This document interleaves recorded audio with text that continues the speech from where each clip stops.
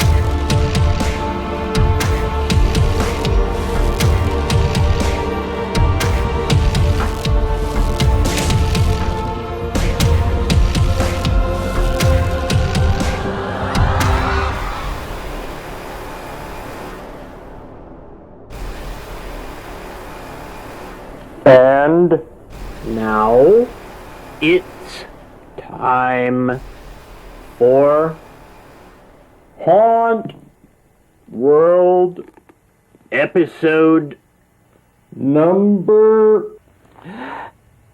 Hey, wait a minute.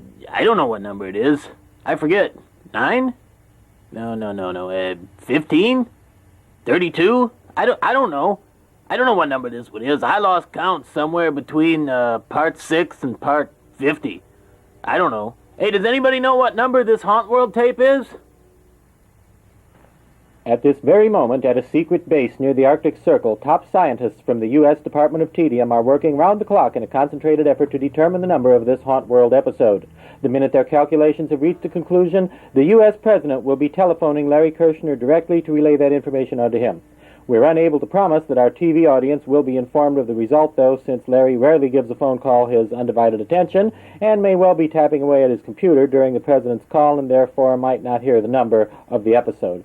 However, we will take all possible steps to see that our viewing audience is at some point informed of that number. To simplify matters, we're going to proceed with the show as if it were episode 157. We take you now to Chatfield, Ohio, home of Horror Hotel, where our special guest tape introducer, Dr. Lady, will introduce the tape. Hi, my name is... What? My name is... Who? My name is... Dr. Lady. So, you brave human souls have dared to watch another terrifying episode of Hauntworld, the series that dares to ask the question, why? Very well then. Prepare yourselves for an evening of fright and terror as we bring you zombies, monsters, ghouls, aliens, and the restless spirits of the angry dead. Like, for example, people who died of old age while waiting in line to get into Horror Hotel on the final Saturday evening of October. But anyway, I'm not really a tape introducer, but I've seen one on TV. Stay tuned now if you dare, as we bring you what I'm assured will be a terrifying, horrifying, ghastly opening credits sequence. How was that? Pretty obnoxious?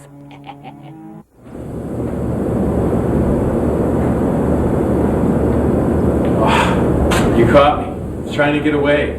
We've made so many of these freaking tapes.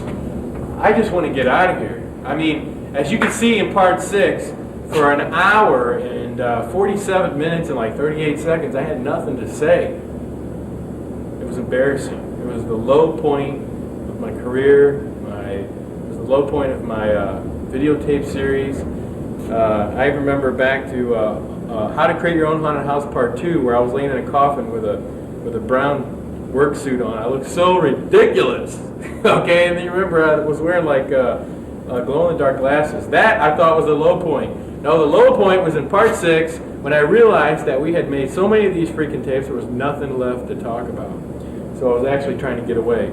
But so anyway, where we left you off in last year's series of tapes, which was actually Hauntworld the Movie Part 2, 3, and 4, we ended up in the workshop, the Halloween Productions workshop, looking at some animatronics that we were working on. So I figured, well, you know, we're wrapping up the year 2000's videotape series, which is Hauntworld the Movie 5, 6, and 7. No, it's not 57 or 87 like some of these other people would have you believe. It's only 7. It'll take us at least a year and a half to get up to the end of the 50s. So anyway, we're here in the Halloween Productions workshop. We're working on animatronics. There's all kinds of spooky things.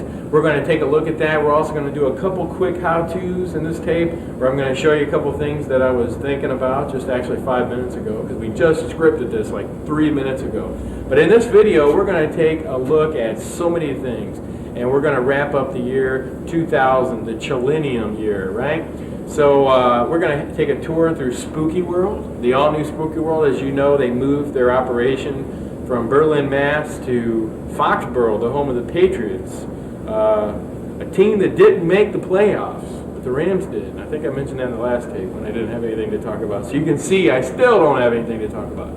But anyway, the reality of it is we're going to look at Spooky World, their all-new hayride. And let me tell you, it is awesome. And I think you're really going to get a kick out of it. We're also going to take a look at our friends at the Haunted Hotel in Houston, Texas. Dr. Lady, I got that right. If you guys saw Hauntworld the Movie Part 5, you probably didn't get the inside gag. There's so many of these Hauntworld videos, you probably don't know 5 from 3 or whatever. But in Hauntworld the Movie Part 1, I called Dr. Lady's haunted house the Haunted Hotel when it was supposed to be called the Horror Hotel. So in part 5, that guy dressed in the women's clothing to do the singing telegram, he said, "I'm looking for Dr. Lady of the Haunted Hotel," and he says, "No, I'm Dr. Lady of the Horror Hotel," and slammed the door in his face. That gag was directed to me because I couldn't get his haunted house right. I couldn't spell Sidney Neal's name right in part 5, so I'm just a total wreck, okay?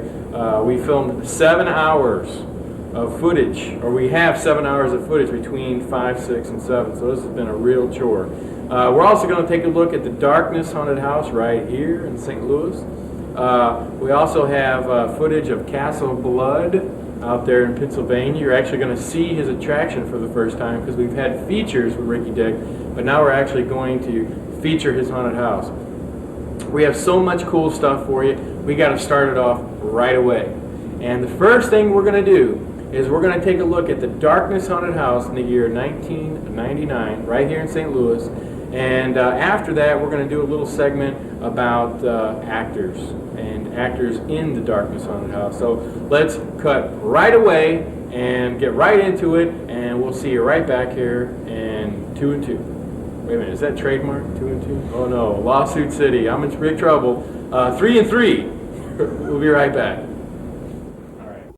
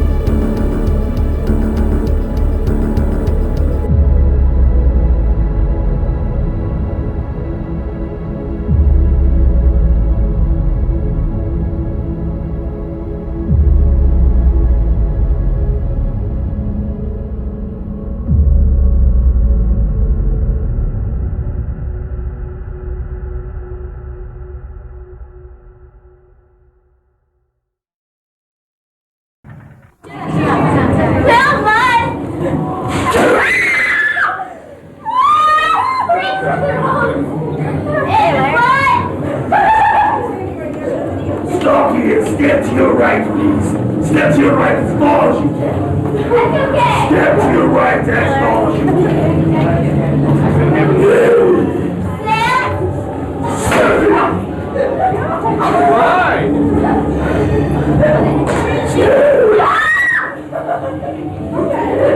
Good evening! If you all would face this direction, my good friend the Phantom, he will expedite the rules of the house to you. During the course of the rules, you are to listen, learn, remember, and obey. During his presentation, you are to be silent. If he asks you a question, you are to answer it as loudly and quickly as possible. Do you understand? Yeah! Thank you very much. Now, Phantom, are you with me, sir? Yes, I am. Beautiful. May I have your permission to blow the pulse? You may. Beautiful, sir. Welcome to the brand new Darkness Haunted Scream Park, where we will scare you beyond your wildest dreams and show you everything you never wanted to see. Tonight I'm going to show you what it was that was hiding under your bed, what was inside your closet, and what was under the stairs. As with any haunted attraction that you'll ever attend, there are rules. Here at the Darkness I have three. 3 rules I've made, 3 rules that you will follow. The first rule, you do not touch the actors in any way. Shape or form. And the actors will not touch you in any way. Shape or form. But they will get very close. Very close. Do you all understand my first rule? Yes, sir. My second rule, you do not touch the props in any way. Shape or form. And the props will not touch you in any way. Shape or form. You all understand my second rule? Yes! My third and final rule is my most prestigious, Most exhilarating. most explosive rule of them all. There's to be no eating, Drinking. smoking. Of any kind. This includes, Illegal substances. you all know, Who you are. there's to be no flash photography. At any time. If you have any pages, Cellular phones. beepers, Or any other type. electronic device, That includes. dangling keys, That might fall off your person. and onto the floor.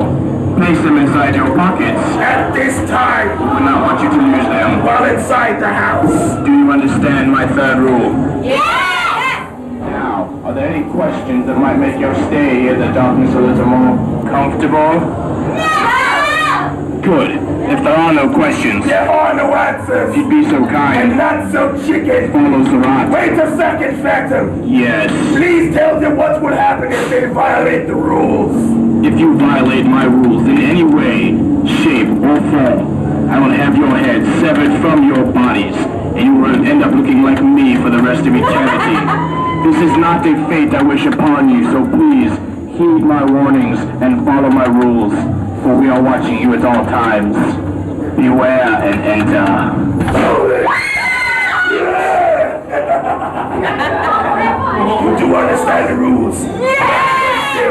Or you'll have to chop your heads off, and you will remain like the Phantom for the rest of eternity. You understand? Yes! Beautiful. Where'd it go? This way. Welcome to the Darkness Haunted Elevators, where I will transport your flesh and your bones to another dimension. Now, I have 3 rules on my elevator, and if you don't follow my rules, At your reflection, I begin my dinner cycle. I'll have your flesh ripped from your muscles. Now, rule number 1. Do not exit my elevator until I tell you to do so. Is that understood? Yes! That means I will come get you. Stare at me to view. Now, rule number 2. Do not shake my elevators. And rule number 3. Hold on to the rails at all times. You don't want to end up like him. Let's begin.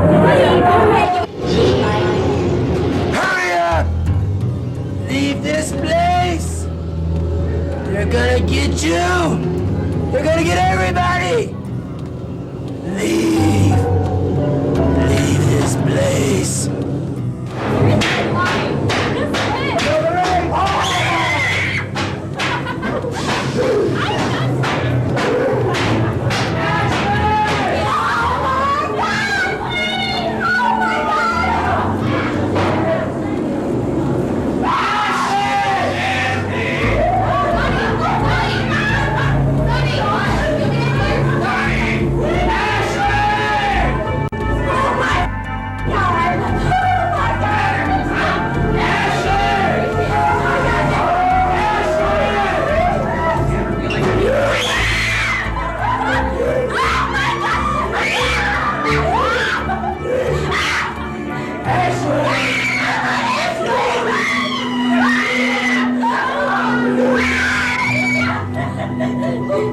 Oh my god,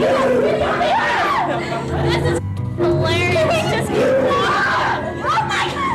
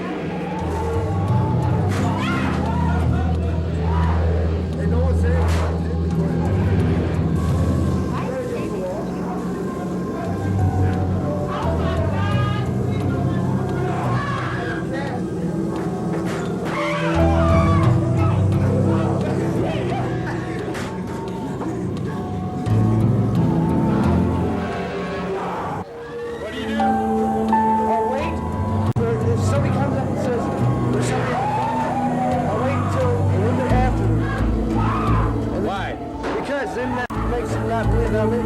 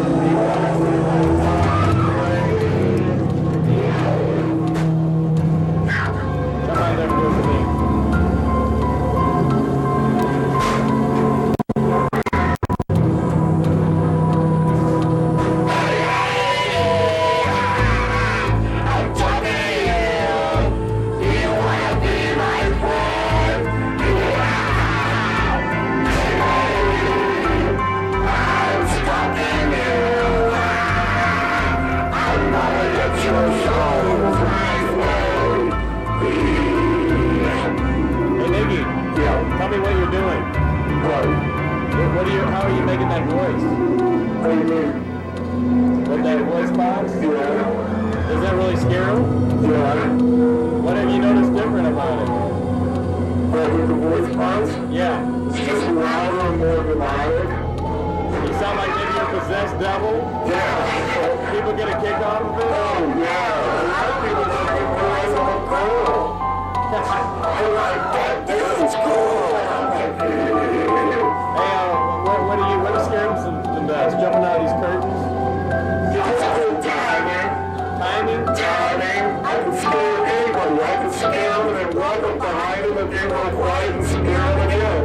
It's just timing. It doesn't matter if it's a curtain or a wire. Timing. Yeah, it's timing. Timing's the best skill. Thanks, Nick. Thank you.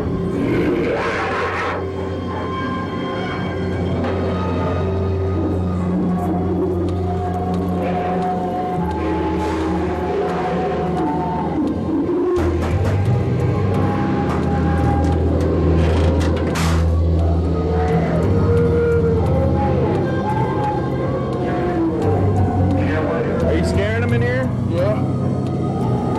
What's working best for you? What do you mean? Like, how are you getting the best scares? I'm getting the best scares out of here and in the window. In the window? Right. You like this box? Yeah, I like it. Because you can gang up on them? Yep. Which one works the best? The window over there. The dropping one? Yes. Or the sliding one? The dropping one. What scares me the best? Is it about timing? Yeah. When do you drop the window? And they're right in front of the window. Are they right in front of it? Sometimes you wait for like the girl instead of the guy. It just depends on how the scared you can hear them coming. It depends on what? Like you can hear them coming, you can hear which ones are scared. You can pick them out of the bunch. Oh, okay. Alright. Well, we're gonna watch you do it. No, we're gonna wait until we get some people. What'd you say? I get a lot of scares. I switch places back and forth to the two different spots I got. And the two different codes? Yeah, Well, what scares them the best? this one right here. Well, why does it work the best? Cause I'm more in the dark back this way. Oh, really? Yeah, Is it all about timing? yeah, time. When do you decide to jump on them? Right when I got them in between. In between you? When I'm between both of them. Sometimes they think that you're not going to move and you just kind of get that feeling that Yes, sometimes I get people coming up in my face trying to see if I'm real or not.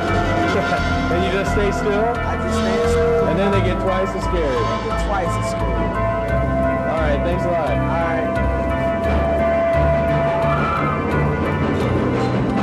Hey, when you did that coffin scare, how did you know when to lift the coffin up? Well, I can see it. You can basically judge by distance how close to the media.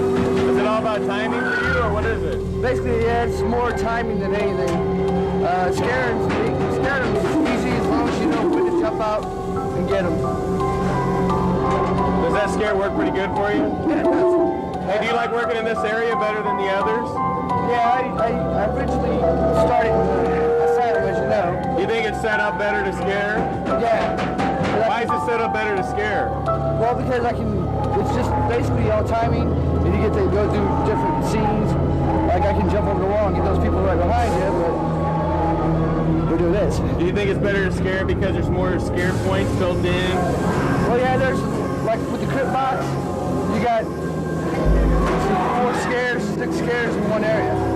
Plus you got... So you can take your pick? Right. All right, get back to it. Yeah, you got the fingers kind of late. Oh, shit.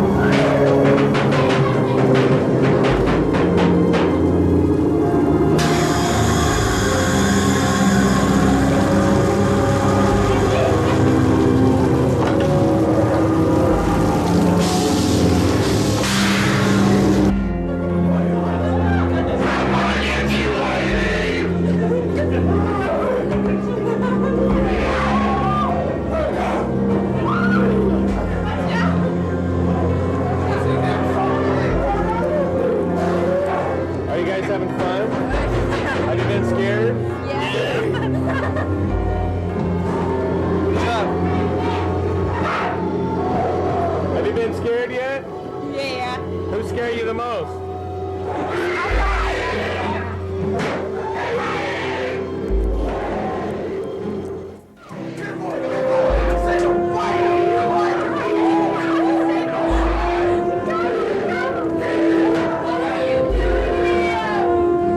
Mommy said no one could come in. She's going to be angry. Hurt me. Do you want her to hurt me? Yeah. Why do you hate me?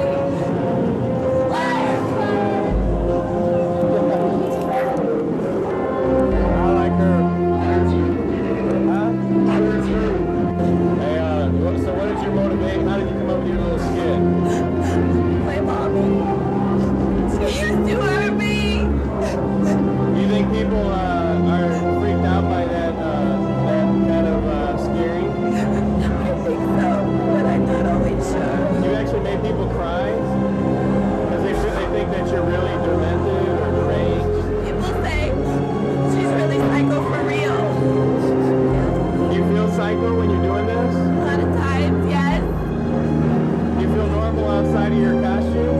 Yes. Hey, go get the people behind you. There you go. What are you doing here? He said no one could come in. You're going to make her angry. Why did you make her angry? They always make me angry. Why am I not watching her?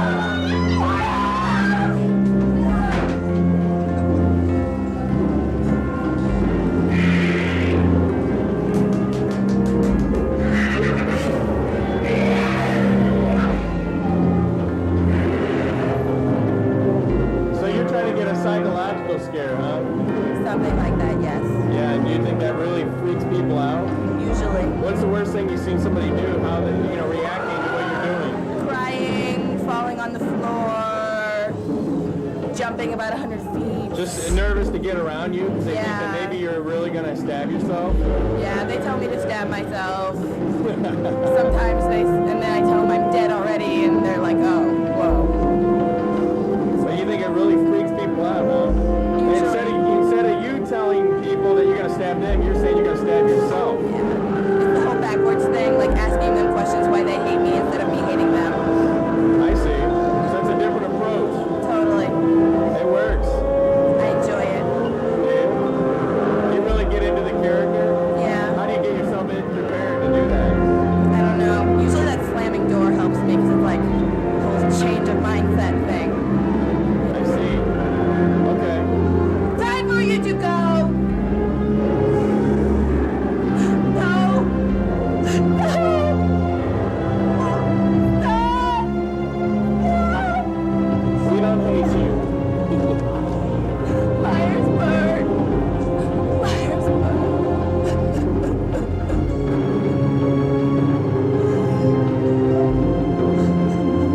Come in. Oh God. Why did you guys get scared? I wasn't even wearing a mask. Well, just wait. Does noise scare you?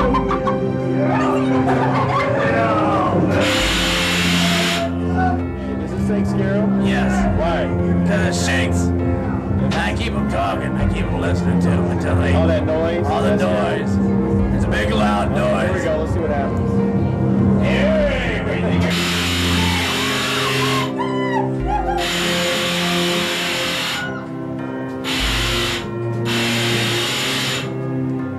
Seemed to work. Yeah, it does. Does it work every time? Yeah, mostly. Hey, why aren't you doing that? Because you were talking to me.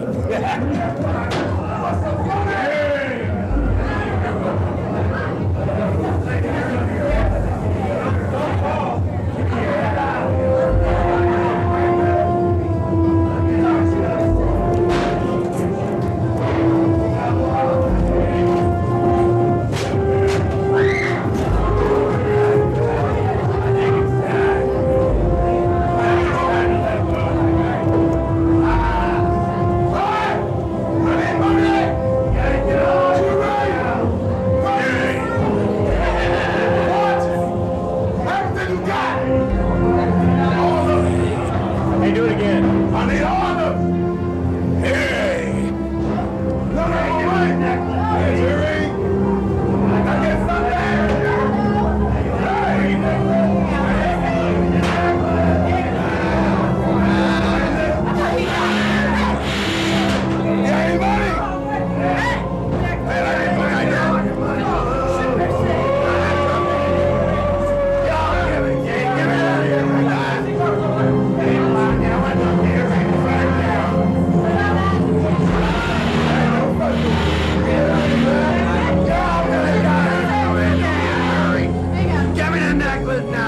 went look at it. Yeah, well, we're going to do right now. Hey, you got money? Money good, Jimmy. And Larry got wallet. Hey, Larry, get all your money out there. Give me the ring to Larry. Hey, John, I need. Give me that. Give me that ring. Come on. You got you got ready to flip it to circle.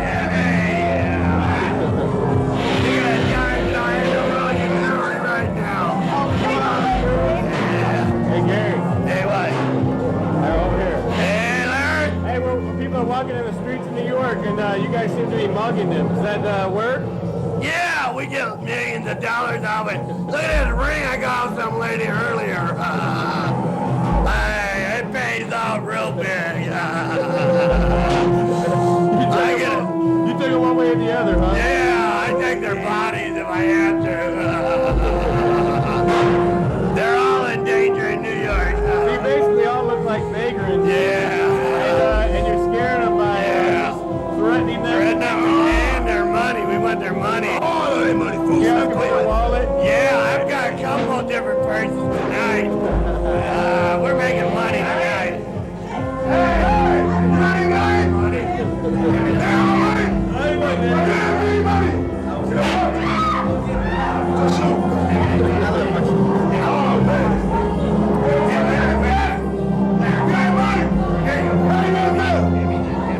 Give me your money, little boy.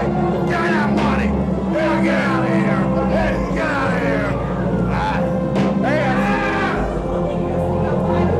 Hey, I've seen you asking them for their shoes. Oh, love them. You'll take shoes. Take shoes, strong, big.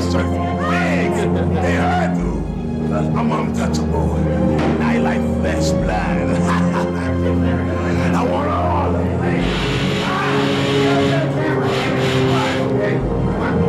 Give me all your money, lady. Give me that $5. Now get out of my house. Get out now. Get out. Get out now. I don't hurt.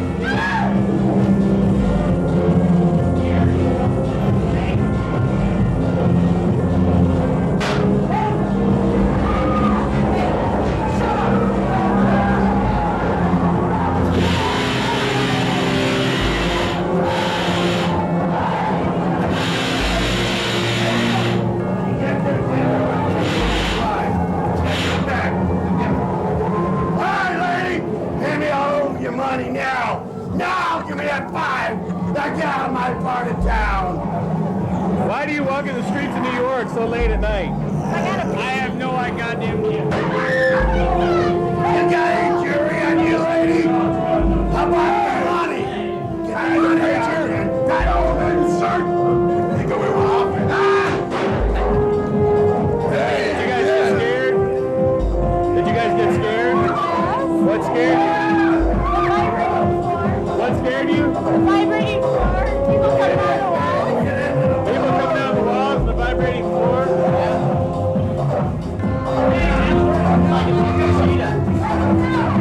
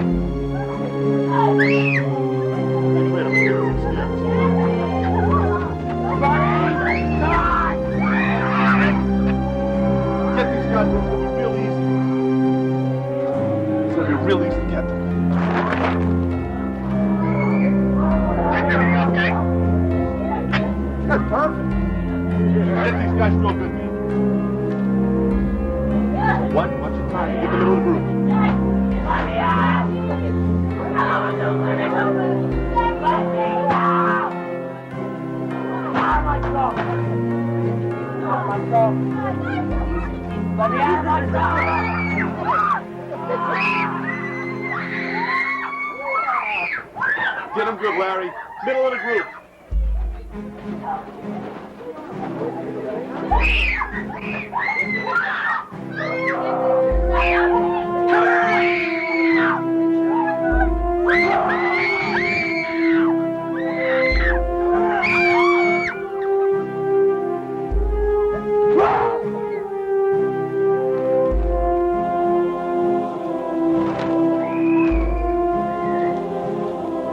Real bunch of screamers. Let's get them good. Real bunch of screamers. Oh, this is going to be beautiful.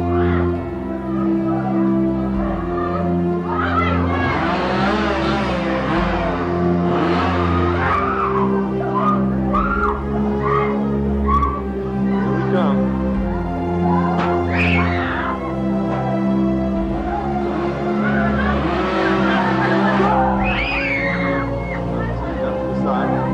Watch this.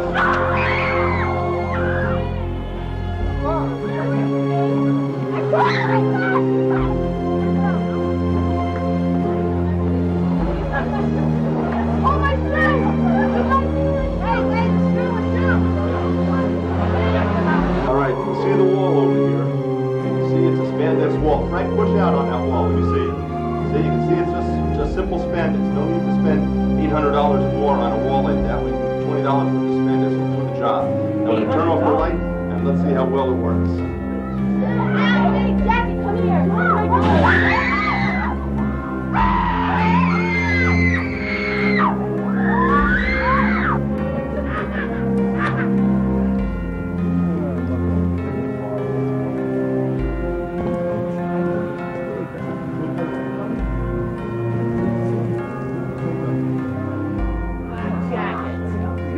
Come here. I need you to hold this up just like so. Okay. Thank you. Now, to make the first incision. Yes. Even though, sorry about the stomach fluids there, but it made some interesting results, as you can see. You want to have some of my experiments?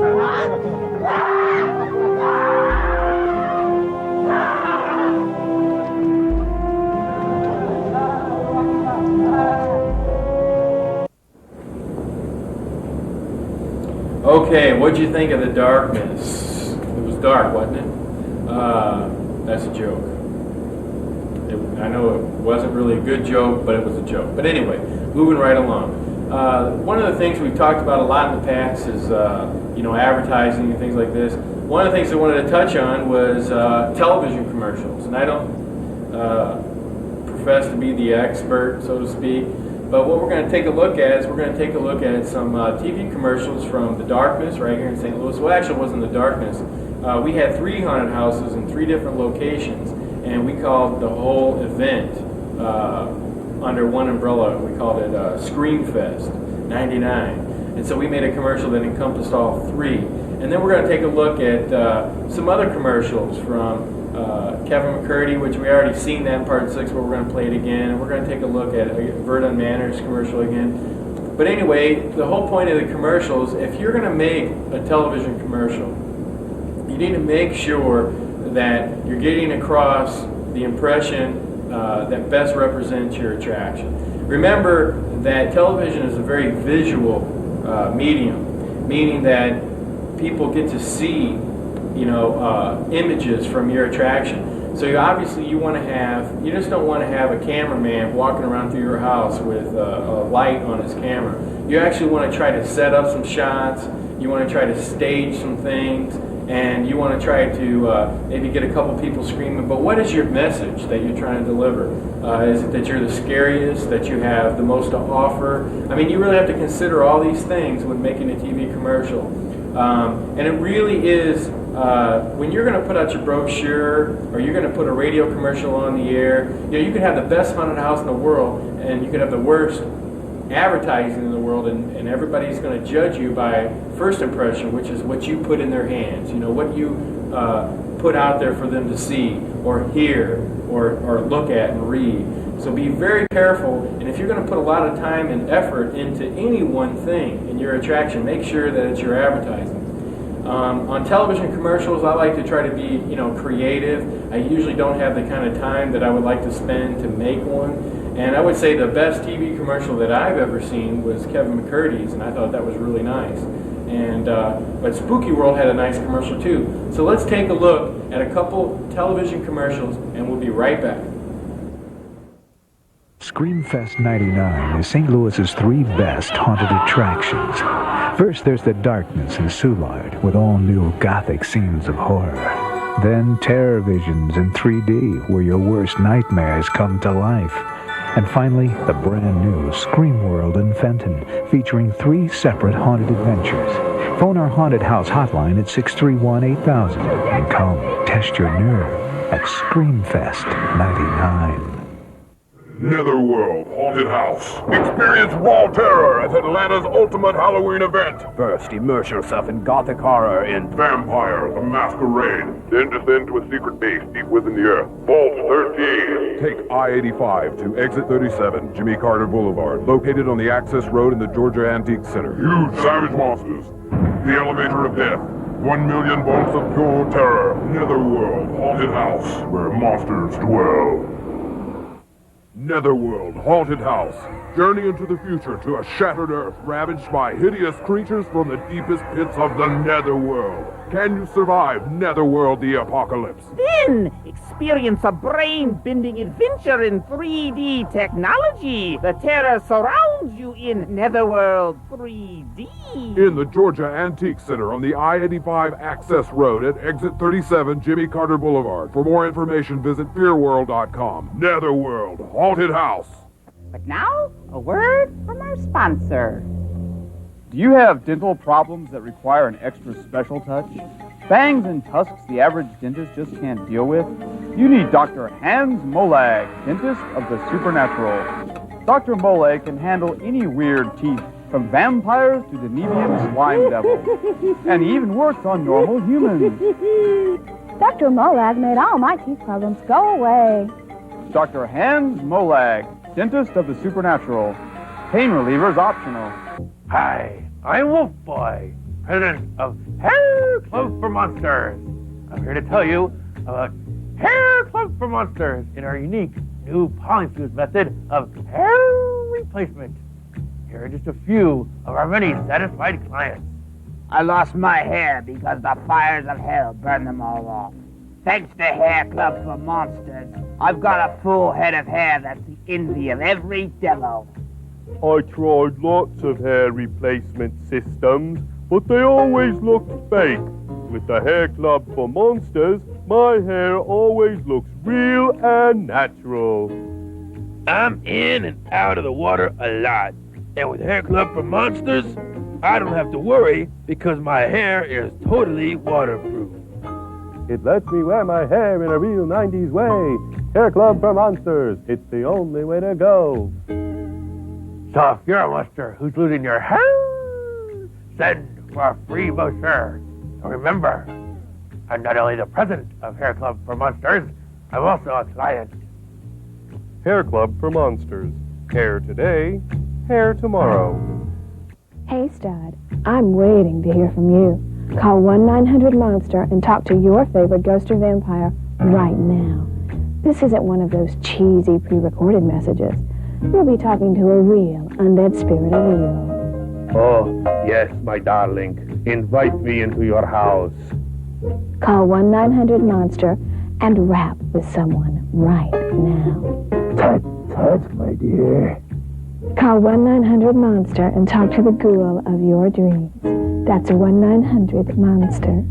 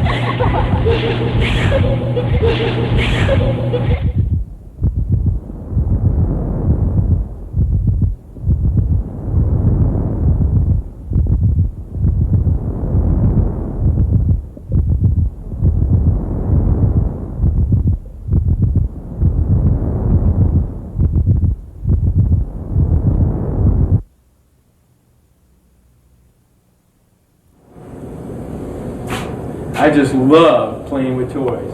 And this is actually a new toy that we just developed. As you can see, it's a big mausoleum tomb type of thing. And what's going to happen is the doors are going to open up and this ghost is going to come out. And he's going to be kind of sort of like the Crypt Keeper because his jaw moves and he'll go up and down and he'll laugh, you know, like.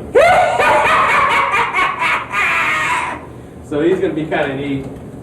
We love gags like that. But as you can see, those TV commercials were pretty neat. Maybe you liked them, maybe you didn't.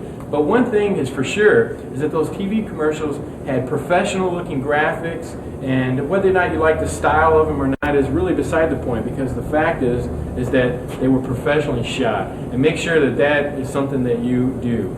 Now, let's take a look at Spooky World's commercial. And more so, let's go on out to Spooky World and take a look at the all-new Spooky World at Foxborough, Massachusetts. Ooh, I'm going to have to try that one out myself. Only if you want I'll the get all slap. kinds of women with that one. Also, later on in the picture, Sadok, the monster of the film, is going to be right here on the set. And I'm going to try and cure him of his strange, twisted maladies. But the only problem is, I need to try out my little experimental fluid. And I need a volunteer. No, not me. No. You're ready, are you? Not me. Well, in that case, Please, I'll use you. I'm going to inject you with this strange drama formula. That's right. Wiggling. Wiggling. Smells good. That had quite an effect.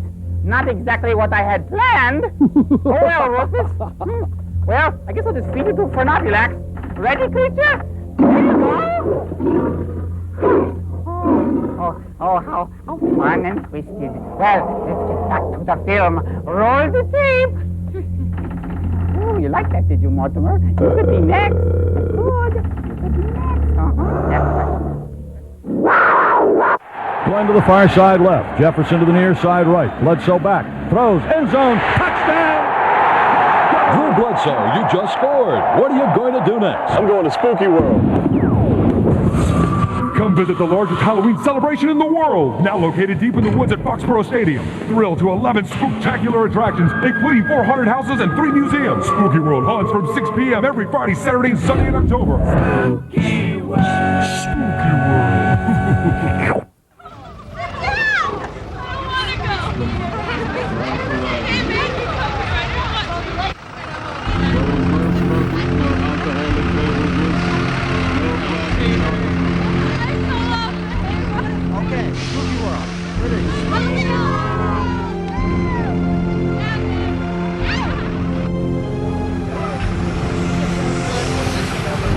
My lord, see the mountain nobles I have brought before you.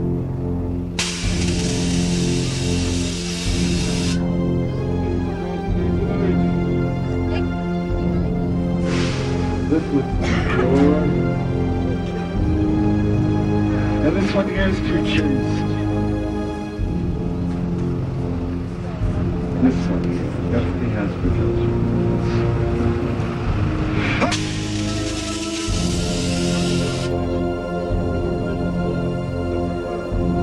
Take this to my room. Let us in a pre-relax.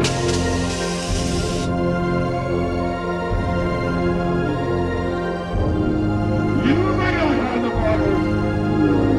But maybe my baby's one of your taste. No, it's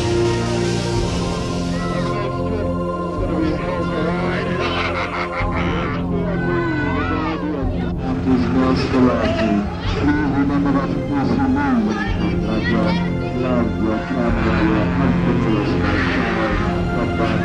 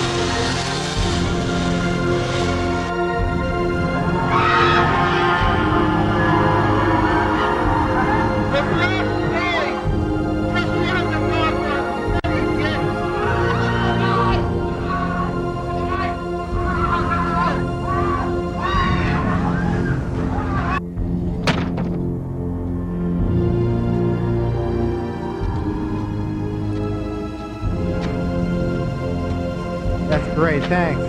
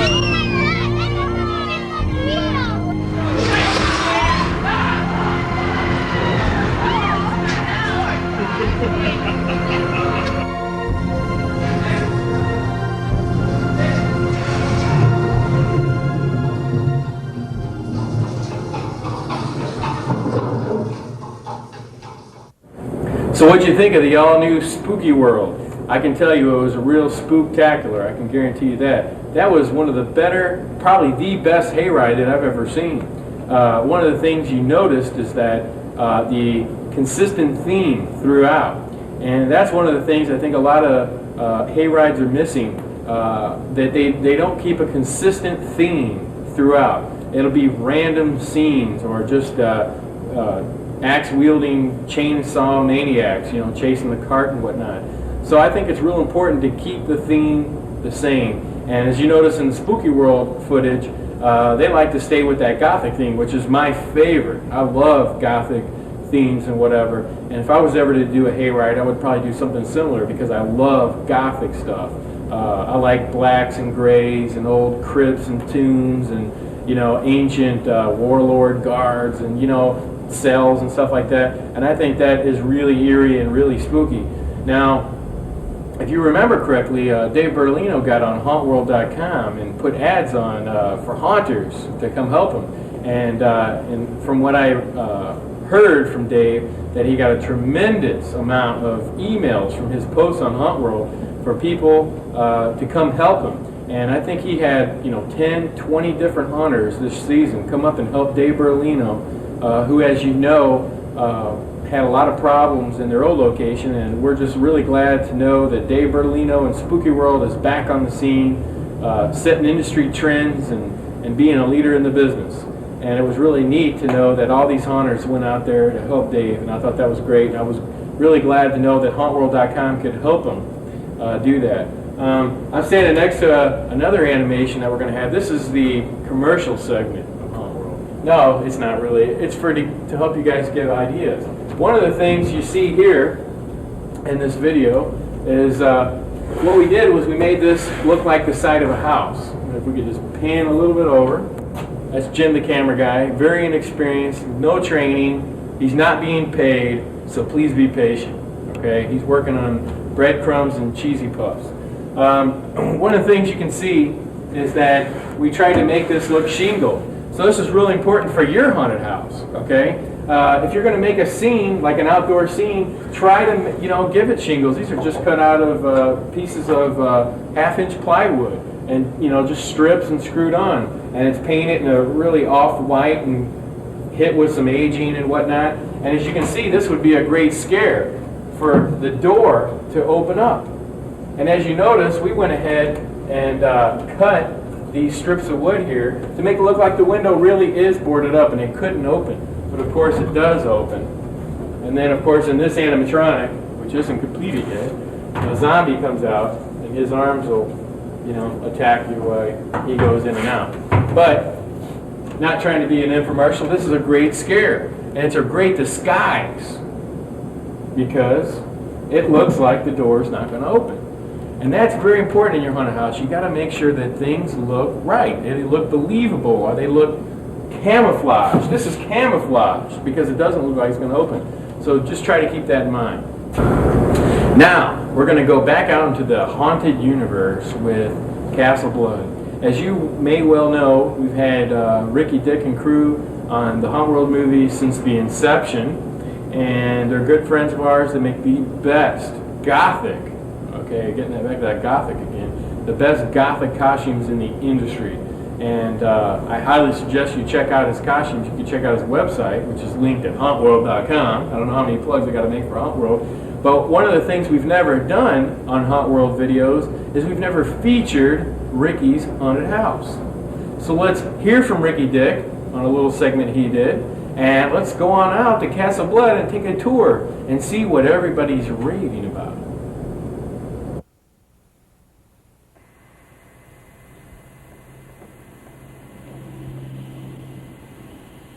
Ah, you again. Well, welcome to Hauntworld Part 42 3/4. 42 3. I think that was my Uncle Melvin Macabre's hat size.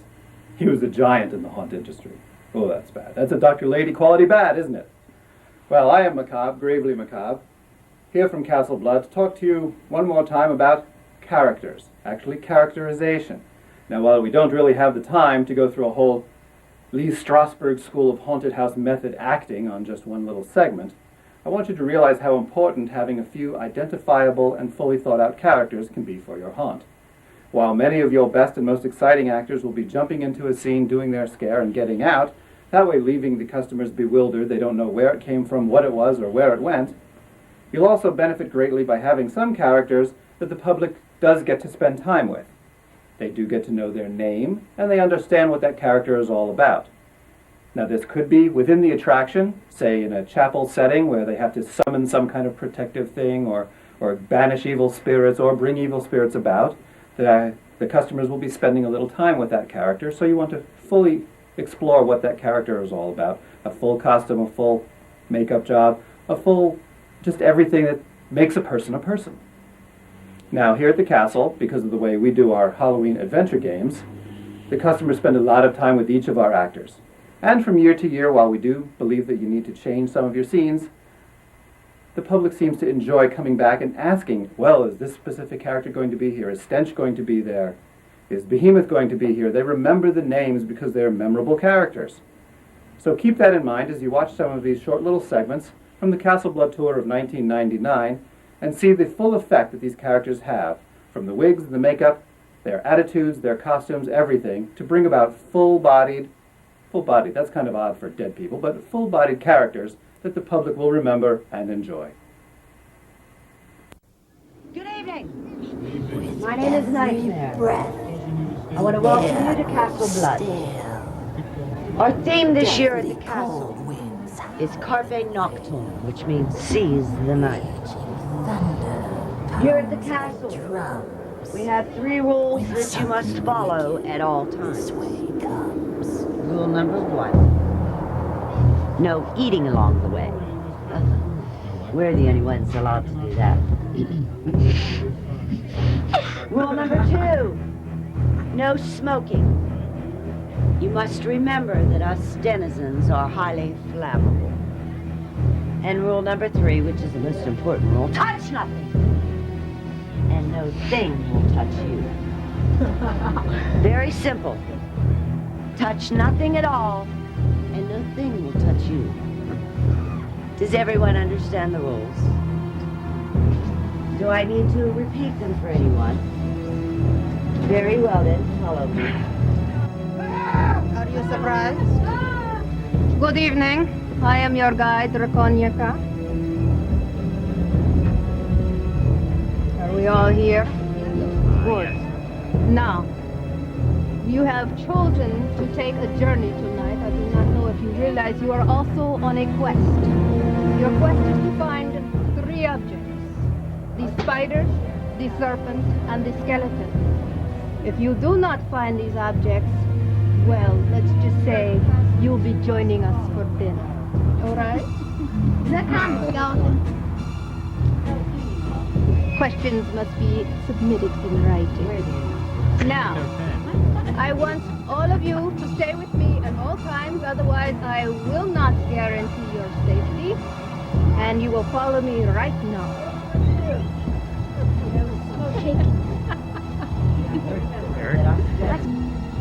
Welcome to the Lovecraft Library. I am Griselda Macabre, and this is author H.P. Lovecraft, or his mortal remains, anyway. Mr. Lovecraft came to the castle to read our copy of the Necronomicon, the Book of the Dead. Unfortunately, he began to read aloud from this terrible book as he was performing his translations upon it, and, well, you can see what happened to him. The magic he released went out across the castle grounds, creating some very bizarre and unusual effects, which you'll be seeing later on your tour tonight. The castle was a strange place before, but it's even weirder now because of Mr. Lovecraft's interference. Now, I have something for you in this room that can aid you on your journey, but I cannot give it to you directly. One of you must be willing to place your hand within the box to retrieve it.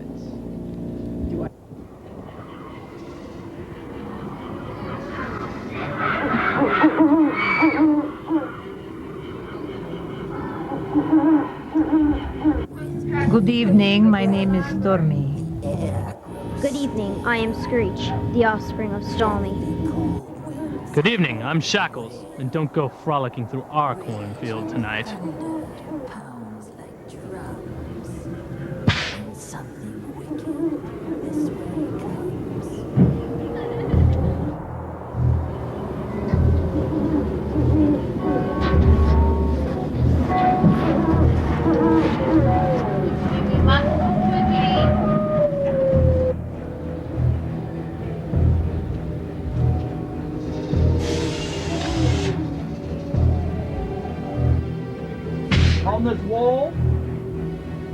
hang the victims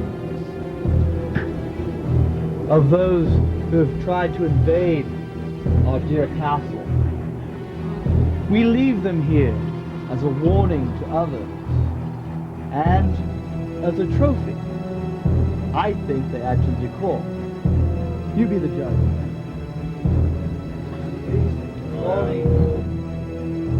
Here we come to the resting place of the head vampire, the leader here at Castle Blood. He rests here by day anyway, and by night he likes to hunt. Very few mortals are permitted here, but perhaps tonight they will make an exception for you. If you're ready, we'll continue, but I'm sorry. I've forgotten I must attend to other matters, but please, continue on your own. Stop, you foolish mortals! I said stop now, for I am Mortia, Angel of Death, here at Castle Blood. You don't listen to directions. Proceed through the archway. It is my most sacred duty to guard this most unhallowed ground. Your presence here tonight, yours especially, is causing unrest. Now quickly walk the path. Meet your fate. Know that you are doomed. Walk quickly now, unless you rather stay behind with me. Like the human mind is a labyrinth, a puzzle. And though the path is invisible, the ways are deceiving, the destination unknown. It was the mystery of our labyrinth that brought you here tonight, to try to unlock our secret, or maybe solve your quest.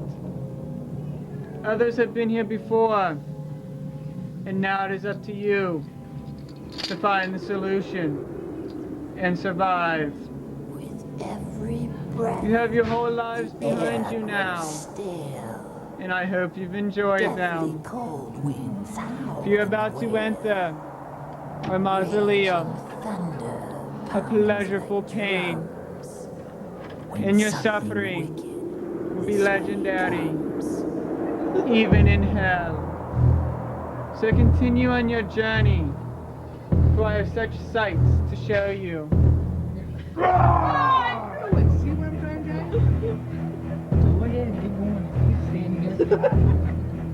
Well, well, well. I did not expect to see you alive again. But since everyone has survived this far, we will continue. Did you miss me while I was gone? Yes, I did. I wish I could say the same. Uncle Vladimir. Uncle Vladimir has finally shuffled off the mortal coil and joined the land of the dead. Soon he shall return to Castle Blood as an undead. Unfortunately for you mortals, he's taken with him a powerful talisman. This talisman is of value only to mortals such as yourselves, and is a ring shaped like a spider. Are you perhaps looking for such a talisman this evening? What's going on down here, guys?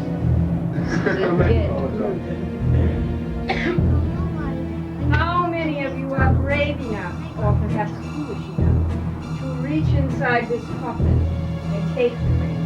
Vladimir's cold, dead finger. Too eager. I want this lady. Come. Now, stand here. Remember, Vladimir is dead. He can't hurt you. Reach in there. Take the ring from his finger. Very good. Now join your group while you still can. And remember, carve on the V for the fun. Go now. Follow your guide carefully. I have enough corpses this evening.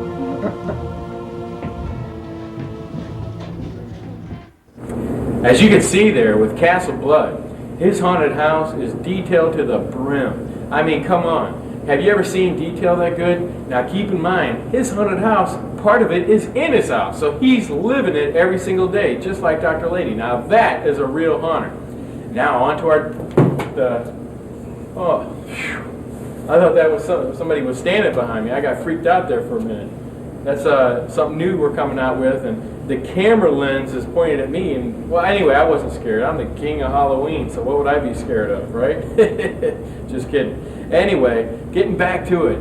So Castle Blood was a great haunted house, and if you can ever make it out to Pennsylvania, you should definitely go out and check out because their detail is just immaculate, and they actually put on a show for their customers. So it's a little bit different than your normal haunted house. Now we're gonna go down to Houston, Texas, y'all, and we're gonna check out a haunted house down there, y'all. No, I'm just kidding. It's called Haunted Hotel, not Horror Hotel, Haunted Hotel. This is Jim Federle and Mike Darling, two great friends of ours, and they graciously were able to send this video into us for everybody to check out. They got like 3 haunted houses in Houston, and I think now they're up to 4. Now what's important about having 3 or 4 haunted houses, each one of their haunted houses are actually very small. They're like, 3 or 4 or 5,000 square feet, rather than one big 30,000 or 40,000 square foot haunted house.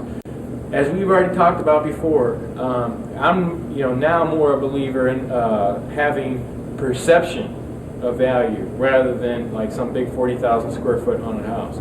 So just try to keep that in mind. But anyway, let's take a look at Jim Federle and Mike Darling's Haunted Hotel down in Houston, Texas.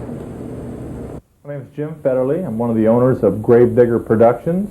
We have 3 haunted houses in Houston: the Haunted Hotel, the Fear Factory, which is a 3-story haunted attraction, and our newest one, the Haunted Zone in 3D. I've been involved with haunted houses since 1987. I got my first training up in St. Louis with the 2 haunted houses that were down on the landing. One was called the Haunted Hotel, and the other one was called Nightmare on 1st Street or 2nd Street, right down there on the landing. Back in 1988, I went to Austin, Texas, and put the first haunted house that I've ever owned in Austin, down in the 6th Street area. It was called Nightmare on 5th Street, actually. In 1989, we moved over to Houston and opened up the Haunted Hotel. And in 91, we opened up another haunted house. And we've had various different haunted houses in the last 13 years. The last 3 years, we've had 3 haunted attractions here in Houston. I originally got into the haunted attraction business because I was bored with the business that I was in up in Austin, Texas, and I visited some haunted houses or some haunted attractions in St. Louis, and I was blown away by the excitement level of it. I really got a kick out of seeing people get scared, especially big men that would go in so macho-like and come out or saying they didn't get scared, but when you followed them through the building, they were very scared all the way through. A couple of things that I really like about this business, outside of just the operation end of it, is the marketing. That's probably my favorite thing to do. It's changed greatly in the last 3 to 5 years with the sponsorship dollars that are coming in.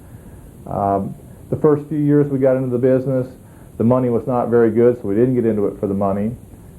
You couldn't get people to hardly take your coupons and distribute them, and now not only will they distribute your coupons, but they'll give you money, they'll co-op advertising dollars with you.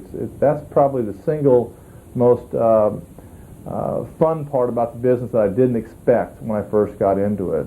But I guess the number one thing that we like about the business, or that I like, is I just like to see people get scared. Coming up with different ways to surprise them each year is a big challenge. I think something that all haunters face each year in the off-season is finding new and different ways to scare people. Some haunted houses that I've seen have these neat decorated scenes, and they're well lit up, but they're just not scary. And from our experience, we find that the customers could care less sometimes, or the great majority of the customers could care less about scene decoration. They just want to be scared. Now, the ultimate one would be to have a very scary scene that looks great. I think that's what the true haunters are striving for now and towards the future. And one of the things that's helped us, but has not replaced actors, are animatronics. And our first year that we bought a tremendous amount of animatronics, almost $100,000 worth, we thought that we might be able to replace some actors with the animatronics. And we found out very quickly that that's not the case. Our second year, what we did was we totally reorganized how we had them in the scenes, and that I think animatronics are very, very important for the setup for the best scare that you can get. So many times when you're trying to think of how to scare somebody, you want them to think the scare is coming from the left or the right, and it comes from the other direction. And that's what you can easily do with an animatronic.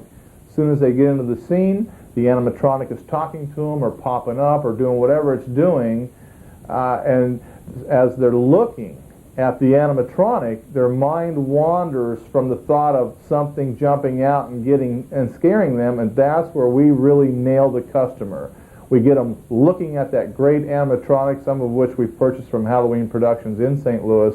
Actually, a great many of them we've purchased from Halloween Productions.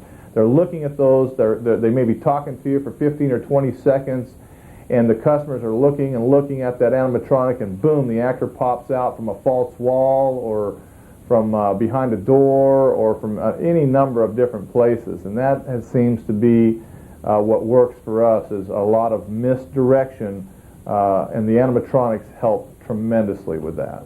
Another important aspect of the haunted attraction business, for me at least, was having a very good partner. One that is strong in different aspects of the business than what I am. I'm very strong on the marketing end of it, putting the thing together and making sure that the operations works.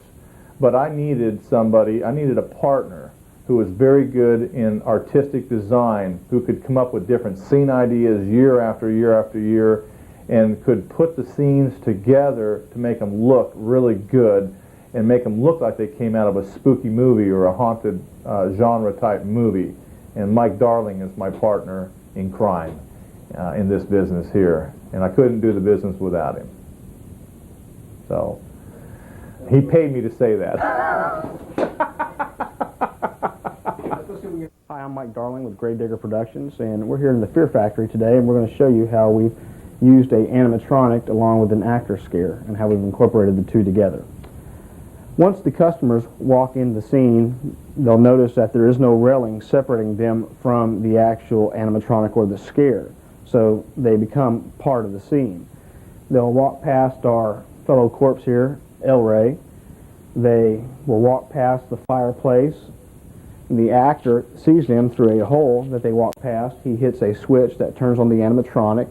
Their attention is drawn to the mirror where they're watching the creature talk to them, and as they walk on to leave the scene, the actor comes out of his hiding spot to scare them.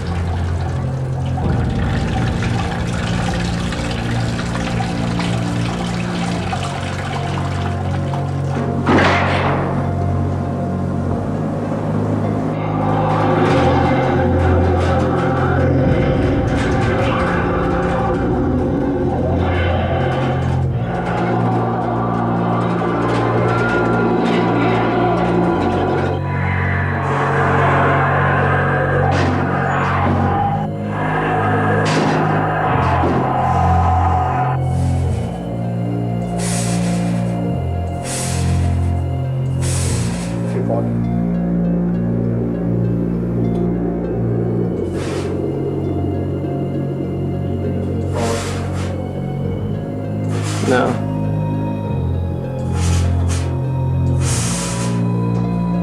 No, he's not getting ready. He's not going to get one of the last shots. You can get ready now if you want.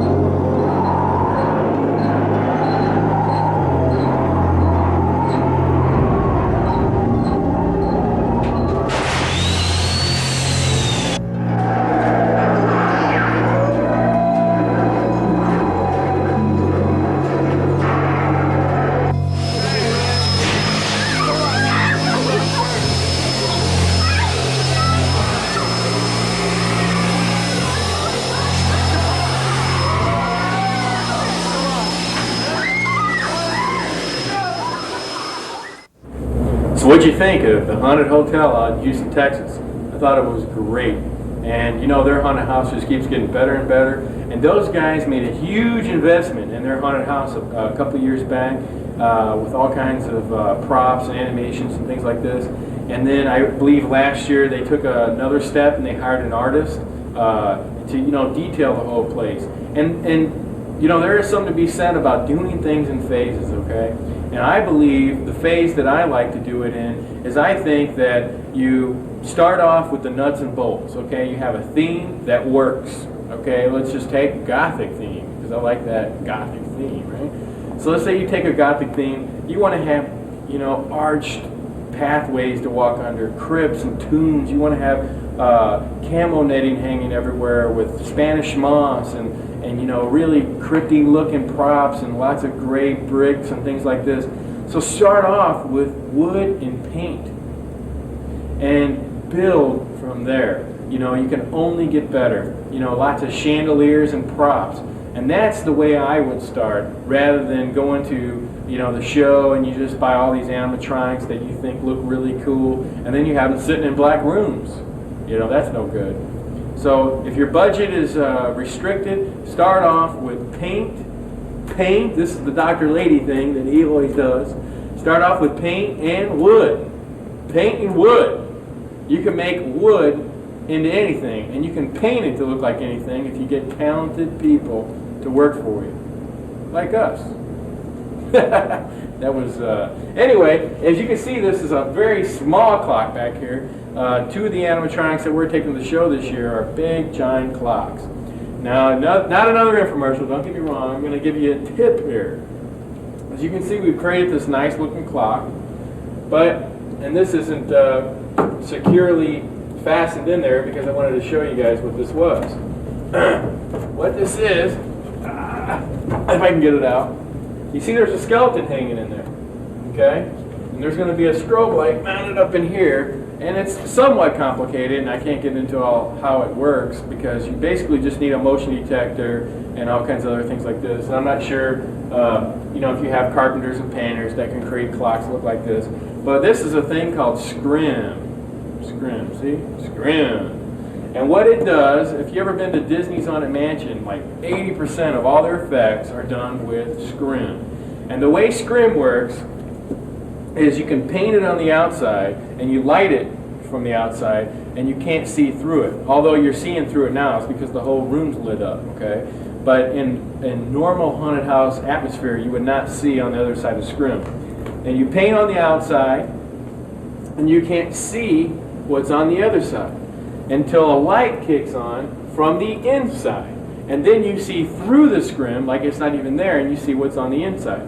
If you've ever been to Disney's Haunted Mansion, and you're in that first room and you've ever wondered how that's done, the way that's done is that when you're in that room, okay, and you're looking up at the ceiling, you're seeing, paint.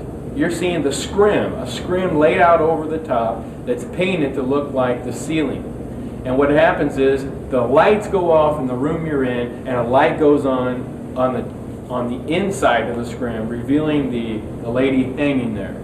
So that's how that's done. That's how a lot of effects are done in Disney's Haunted Mansion. So keep that in mind, and I'm going to show you another clock animation that we did in a second with the same type of scrim effect. So that's how that's done. Put this back in place before something happens to it. Now, on to our next segment, which is sponsors. We're going to talk a little bit about sponsors. I know a lot of people out there think that it's impossible to get sponsors, but it's not. It really isn't. I don't know why I'm pacing. I'm just nervous. I don't know. But anyway, when you go to talk to a sponsor, you can't be nervous like me, walking around and pacing. You have to be confident in what you're selling. You have to know what you're selling. What are you selling? What are you offering to that sponsor? And I think where a lot of people make a big mistake is when they go to a fast food restaurant or whatever, and they got this little pamphlet or whatever that they've written out or whatever, and they're showing how they're going to do X amount of people, or they're going to spend X amount of dollars in radio or whatever, and they are asking for $1,000 or $1,500 or something like this. Whenever you ask for like $1,000 or $1,500, that seems so small to them that it's an event probably not worth getting into. And so I think when you're going to a Hardee's or a McDonald's or a Blockbuster Video and you're going to ask for money, you got to ask for a significant amount. Now, I can tell you how I first started, and when I got my first few sponsors, I never asked for money. I had to talk them into, believe it or not, letting me tag their advertising if they would hold my brochures. And let me tell you that a lot of people think when you go to a sponsor, you got to ask for money. False. Lots of big haunted houses don't get any money, but they take what is called in-kind. If your advertising budget, say, is $25,000, okay, let's say that's hard currency on the radio. Hard currency on the radio, that doctor lady thing, okay, then that is cash. Now, what is in-kind? In-kind is like your brochures. Like if I'm going to put somebody's logo on my brochure, that's called in-kind. Okay, because there's a value attached to that. It's just not, it's not cash like buying some radio or whatever. So putting their logo on your website is in kind. Hanging their banner is in kind. Stuff like this. It's a trade in services. Like if they say that we're going to offer you $30,000 in kind, okay, in value, it could be that they believe that letting you put their brochures in their store is an in-kind value of $30,000. Radio stations are a big villain, as far as I'm concerned, of playing up their in-kind value. They blow it up into astronomical proportions. So when you're going to pitch somebody, you've got to do the same thing. Have you ever been to a radio station, they give you some crazy thing, well, you're going to spend $30,000, but the value of your package is $150,000 because of all this junk we're throwing in. So if you, in your mind, you're going to be going, what are you guys insane for me to really believe that? Well, that's how it really works. So when you're going to hit up somebody, you've got to say that your value, the Dr. Lady thing again, the value of your advertising, of your brochures, or you driving traffic to their location has an in-kind value of, $50,000. You have to figure that number out for yourself. And a couple things that I want to leave you with as far as sponsorships before we move on and we get me out of this picture, which I'm sure you're waiting for that to happen, is one of the things that you really got to understand about advertising is your value. What are you worth? Okay? Are you worth putting somebody else's logo on your brochure for $200 and you have to put it in a certain size? Absolutely not. Okay? That you've got to get an equal value. Okay? Everything has got to be an equal value. You are going to drive traffic to their location, whether it be their internet site, or you're going to drive traffic to their fast food restaurant or their retail store. If you're going to tell your customers to go there, that is worth something. It's worth something that's concrete, that's written down in writing. It's not worth, well, you might get this or you might get that. No, it's worth this. If Halloween Productions spent $100,000 on their radio advertising last year, my value, I would go to a sponsor that would ask me to put their logo on my radio or my brochure or whatever. I would have to ask them for at least, I would start off by asking for $7,500 to $10,000. And I might come down as low as $5,000. Plus, I would want all the benefits of being listed on their website, being or having brochures distributed through their stores or whatever it is. If I'm going to put all that advertising out to you, then you got to put something in writing and tell me what I'm going to get. Whenever you make a sponsorship deal, make sure it's on paper, it's clearly written down who's doing what for who and what you're getting in return. Don't get screwed, okay? Get what you're worth. What is your attraction worth? And every single deal has got to be worth equivalent to what you're giving them, okay? Whether it's you're giving them cash or they're giving you cash and it's a trade for a value, or whatever it is. There's got to be a value put on everything. And whenever you go to a sponsor, make sure you're getting the equal amount. Let's just keep that Halloween production infomercial running. This is an animatronic Iron Maiden. Jim, don't flip that switch, by the way, because I'm standing in the middle of it. How many people out there would like to see Jim flip that switch? Raise your hand. Get your hand down. That's not funny. This thing could kill me. These are real spikes. Actually, it's poking holes in my jacket. Jim, don't. I see you laughing over there. Don't you even dare hit that switch. There's like 10,000 pounds of pressure that could squash me instantaneously and I'd be a ghost.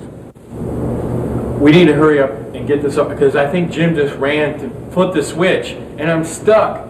My jacket and my shoe is caught on one of these spikes, so I gotta hurry get out of here because I think he's actually gonna close this in on me. But anyway, what I was saying is Dr. Lady shipped me in a pickle jar Dr. Frightener's ectoplasm. It broke because it was only in one envelope, so now I got stuck posting this video again. So hopefully Dr. Lady will be able to fix this whole problem. So let's go on out there. I think he's got some informative tips also. What's up with King of Halloween? Why does he take credit for all the animations and everything? No, everything that gets done around here. I'll show him. So let's see what he's got to say, and I need to get out of here. Oh my God.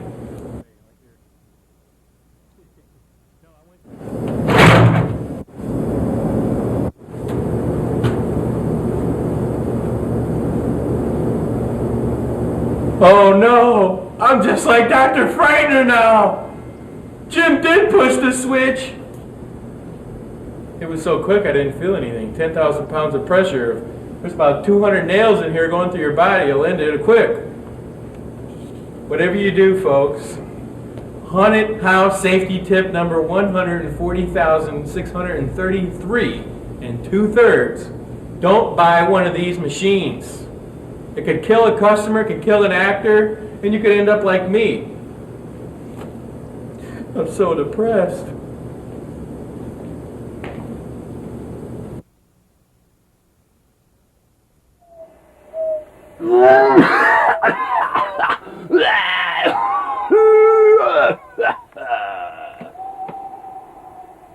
Hello, earthbound spirits. I'm the old attic ghost who haunts the attic at Horror Hotel. I wanted to show you, haunted house makers, a little trick that I've seen Dr. Lady use at Halloween to get double use out of one motive. I don't know if Dr. Lady would want me to tell you about this, because we're talking cheap, crude, and primitive. I mean the trick, not Dr. Lady. Anyway, I've seen him get away with it so I know it will work. Let's say you've got one of those obsolete one of those fans that move back and forth. You can hide it someplace out of sight in one of your sets to make curtains blow or add a little movement to your hanging ghost, spider webs, vampire cape, whatever. The trick is to put the fan somewhere that it has a little space behind it. Then attach a stick or a rod to the back end of a fan body.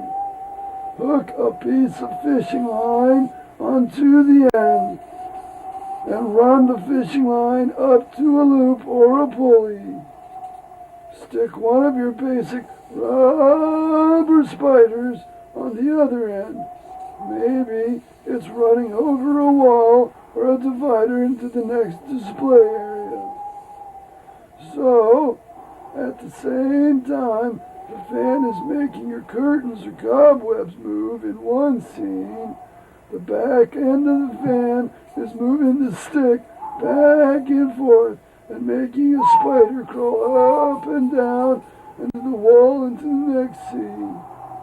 It's a simple, cheesy kind of trick, but the more animation you can get in your haunt, the better. I'm sure Dr. Lady has told you before, if there's one thing customers at haunted houses always love to see, it's a rubber spider going up and down on a string. Actually, if audience reaction at Horror Hotel is any indication, you could probably just forget all your monsters, actors, effects, and everything, and just take people through a room lined with 25,000 rubber spiders going up and down, and people would think it's the best attraction they ever saw.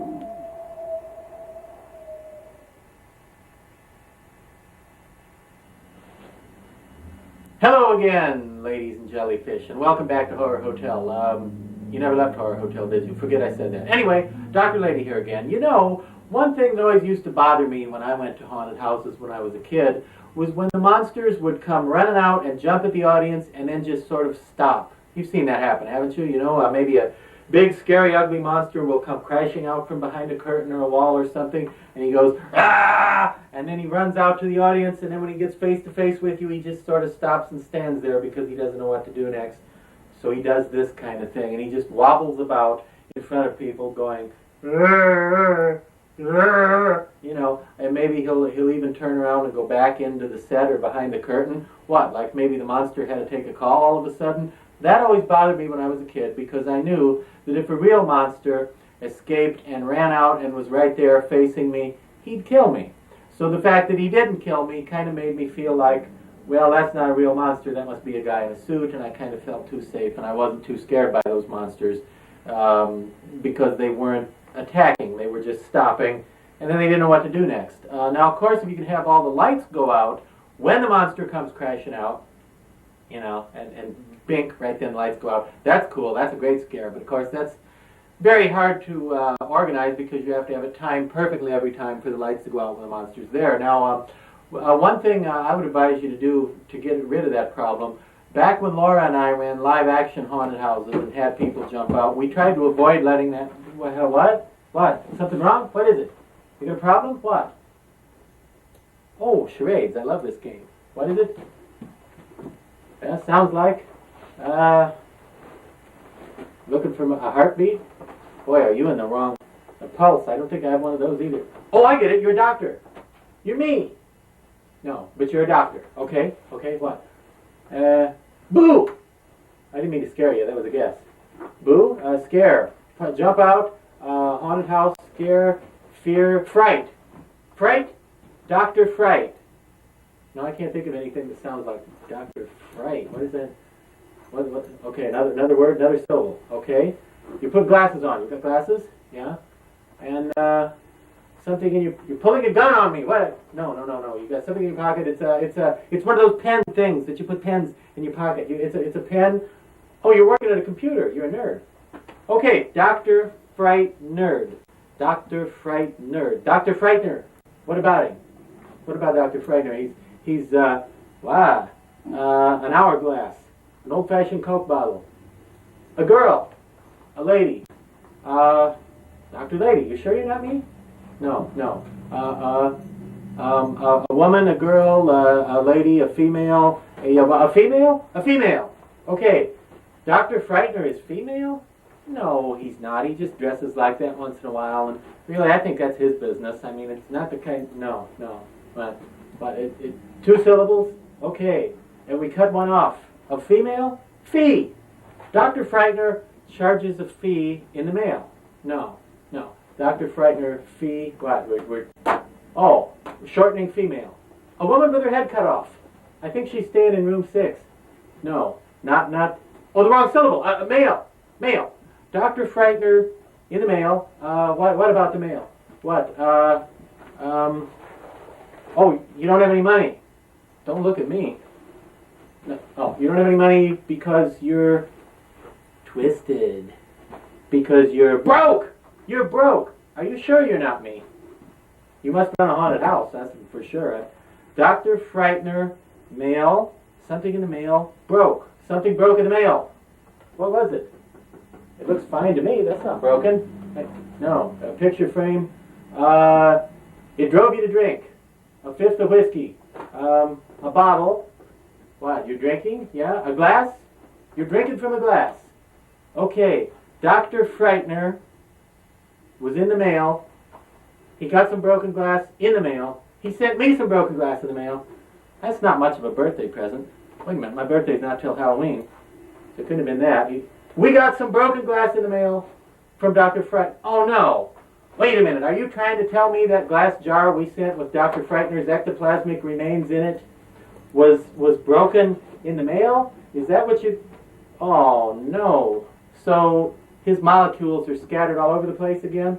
Oh, man. I guess that's what I get for telling Vadyana to ship a gallon glass jar in a manila envelope. I should have told her to use 2 for strength. I guess I wasn't thinking.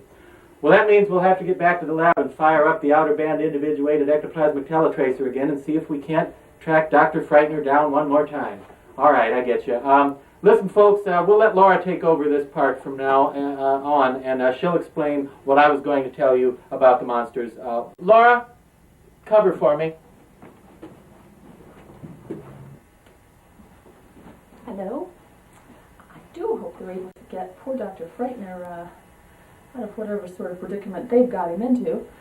In any case, I believe David was talking about having your monsters be menacing and yet have them restrained in some sort of way so that there's a logical reason why they wouldn't carry through and kill your patrons. One thing that we've used in the past is in the chainsaw room. Of course, we always have a great big rail across there so that as he comes and hits the rail, that's as far as he can go. So it looks like he would love to cut you up into tiny little pieces, but he just can't get past that big rail. Another thing we've used, we did one year have a maze entirely comprised of cages filled with monsters.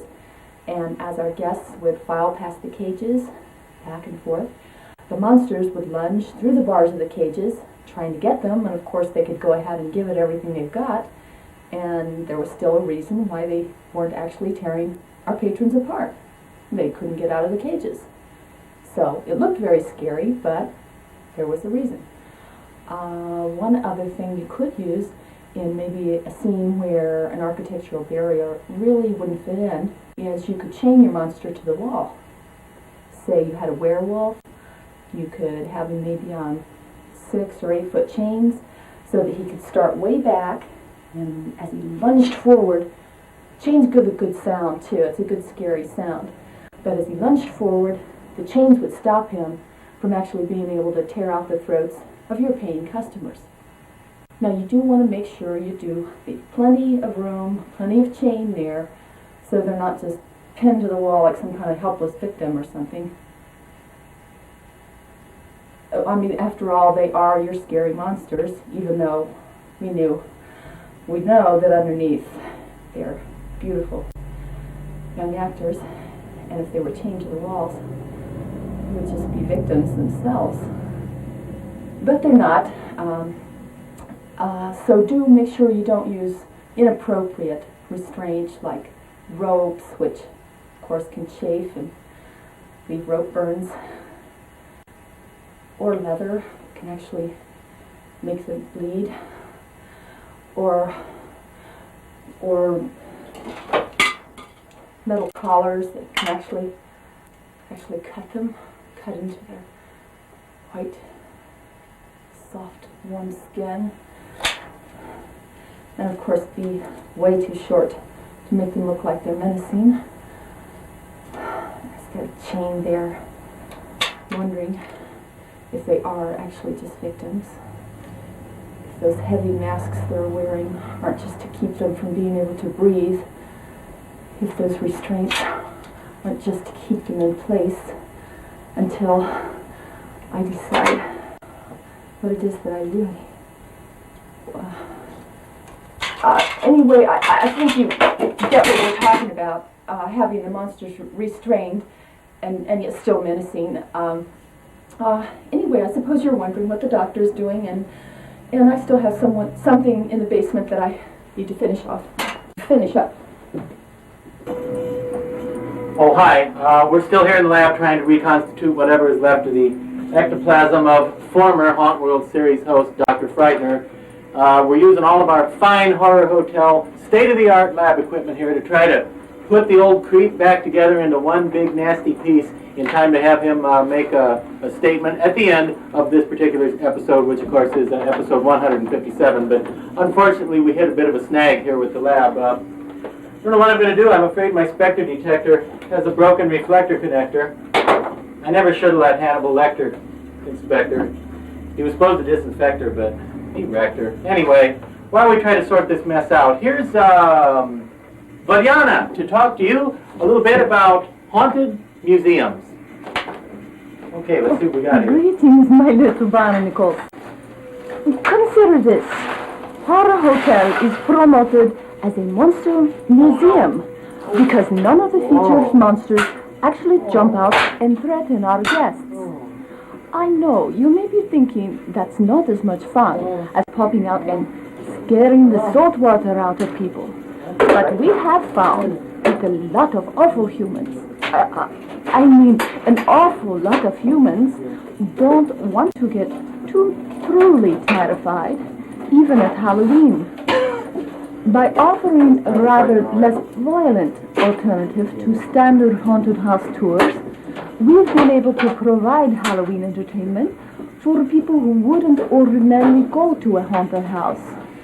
Like families with small children who get scared easily, and senior citizens who wouldn't go to a place where they would have to feel their way around pitch black mazes or have something pop out in their faces.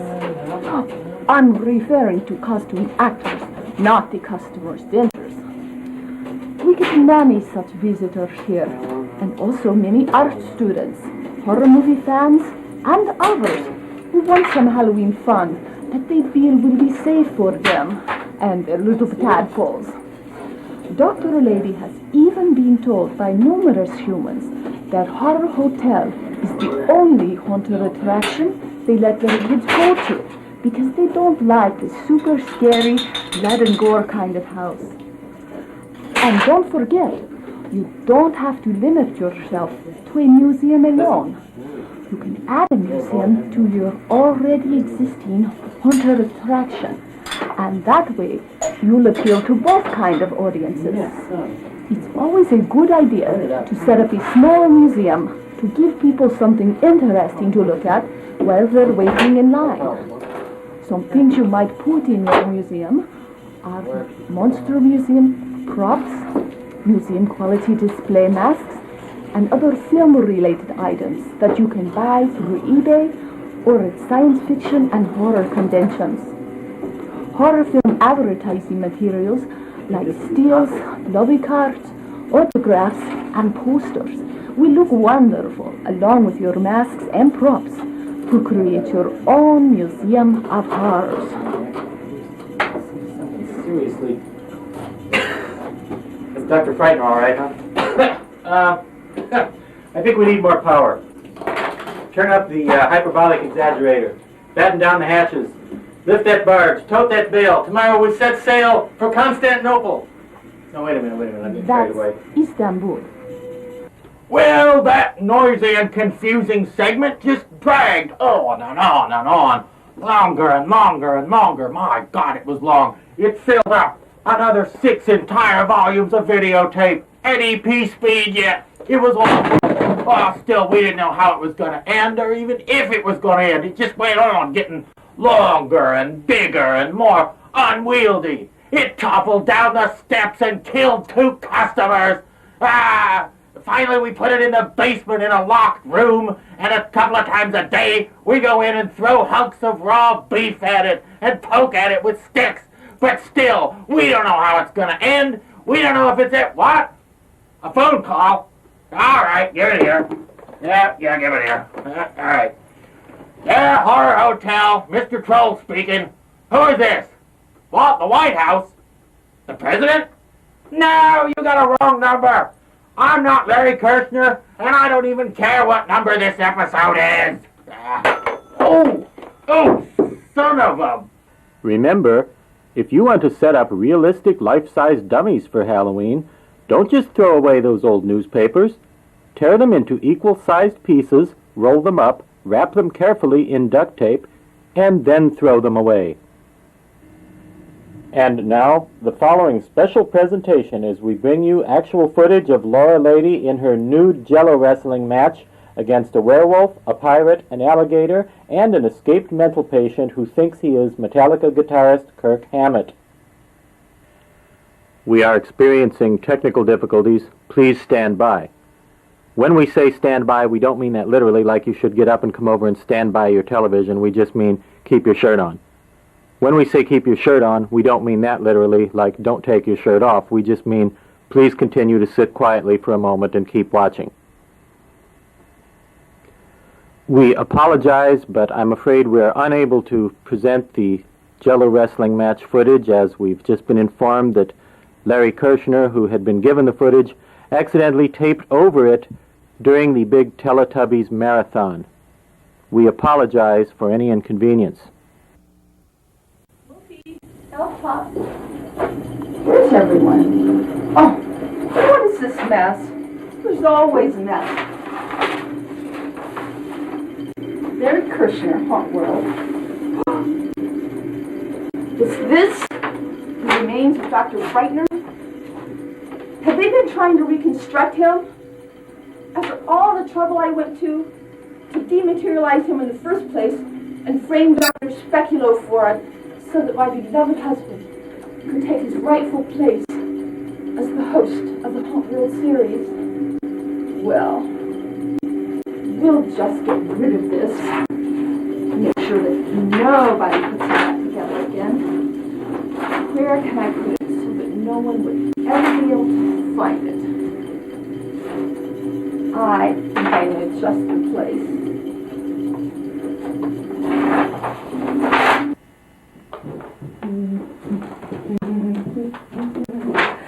Okay, Dr. Frightener. I'd like to see somebody rematerialize you after I put you here. Goodbye. Goodbye.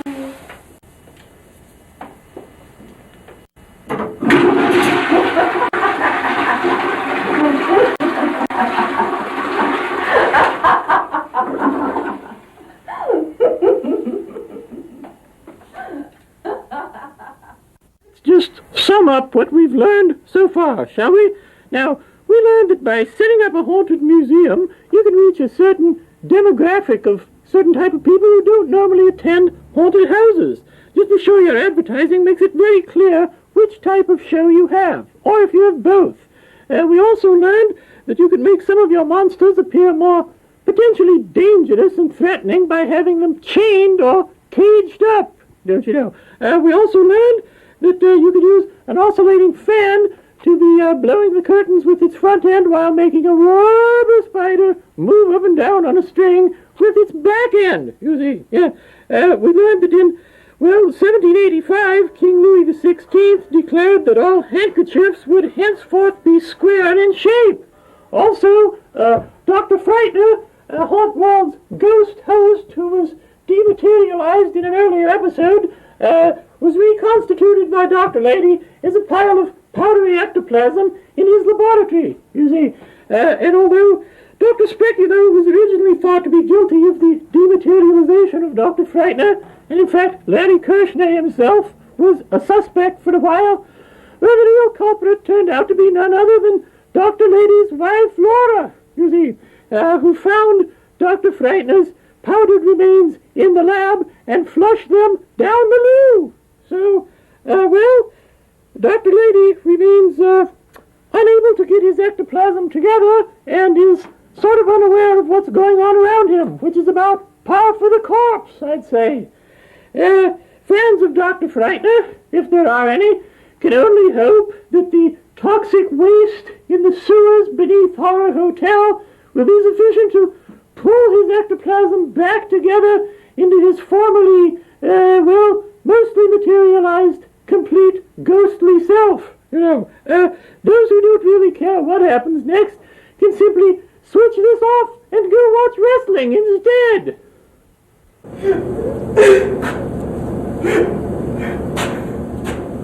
My secret's out. I've been dead this whole time. You see, what really happened was part 7 is really part 1, and part 1 is really part 7. Do you understand? It's that Phantom's Menace thing. See, actually, I was killed before part 1 because Jim couldn't take working with me years ago. And he killed me off in an animatronic thing all these years ago. And all along, I'm the one that was the ghost. I'm the one that was actually Dr. Frightener, trying to play off like a horror host. I'm actually just a dead guy trying to be a horror host. Who was I kidding, right? I'm back to being a ghost. Because actually, like I said, this is a prequel. This is the Frightener Menace or something like that. I don't know. Anyway, so let's just keep going with the tape. I need to try to get my composure back. Let's go on out to Rich. My composure. I don't have a composure. I don't have a shadow. I don't have anything. I'm a ghost. I'm dead. Sixth Sense thing going on here. Now we're going to go on down to New Orleans, home of oysters, but better yet, voodoo, and the House of Shock, run by a bunch of great guys that are involved in the rock business. We're going to find out more about them, and we're also going to take a look at their haunted house, which we've heard all kinds of things about this haunted house down in New Orleans, the House of Shock, and we'll see what shocking images they have for us. Thank you, Dr. Frightener. Tim Harkleroad here. We're in New Orleans today. I've got my friend Doug Ferguson, and we're going over to see the House of Shock with my buddy Ross Karpelman. The House of Shock is one of the most intense haunted houses in the world, and they get away with things in terms of scares that only New Orleans could let them get by with. So let's go see one of the most intense haunted houses in the world, and Ross is going to show us around and answer some questions for us. I hope you enjoy it. This is the House of Shock. This huge warehouse houses one of the most intense haunted attractions in the country today. This is Ross Karpelman. Ross, come over. He is the one of the main dudes and Lord Belial of the House of Shock. And I'm sorry? Lord Belial of House of Shock fame. Of the House of Shock fame. Excuse me. And can you tell me when did you start the House of Shock? We started back in '93. It was a backyard effort totally the first 2 years, and we had lines around the block, so we knew we had to do something. So we blossomed into warehouses, and it's become this now. So it's going to be our 7th year coming up.